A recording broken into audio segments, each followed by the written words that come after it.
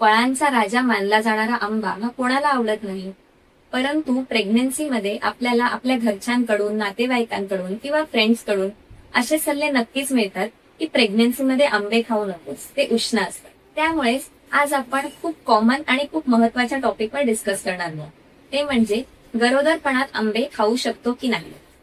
सगळ्यात आधी हो, नक्कीच खाऊ शकतो. आंबा हा फक्त चविष्टच नाही तर खूपच न्यूट्रिशियस फळ आहे. आंब्यामध्ये काय असतं? Vitamin A, vitamin C, folic acid, fibre, जे बाळाच्या ग्रोथसाठी आणि आईच्या इम्युनिटीसाठी खूपच उपयोगी असते. आता आंब्याचे फायदे सांगतात. फॉलिक ऍसिडमुळे बेबीच्या ब्रेन डेव्हलपमेंटमध्ये खूप मदत होते. आंब्यामधल्या फायबरमुळे प्रेग्नेंट लेडीला होणारे कॉन्स्टिपेशन कमी होते. आंब्यातल्या व्हिटॅमिन सी मुळे आयर्नचं अब्झॉर्प्शन सुधारते आणि त्यातल्या नॅचरल शुगर्समुळे आईला इन्स्टंट एनर्जी देखील मिळते. पण आता इम्पॉर्टंट पार्ट, किती खायचा?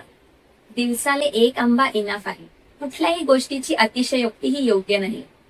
आंब्यामध्ये शुगरचं प्रमाण खूप जास्त असतं, त्यामुळे एस्पेशली जर तुम्हाला जेस्टेशनल डायबिटीज म्हणजे प्रेग्नन्सीतला मधुमेह आहे तर आंबा जरा बेताने म्हणजे जपूनच खा किंवा तुमच्या डॉक्टरांच्या सल्ल्यानेच खा.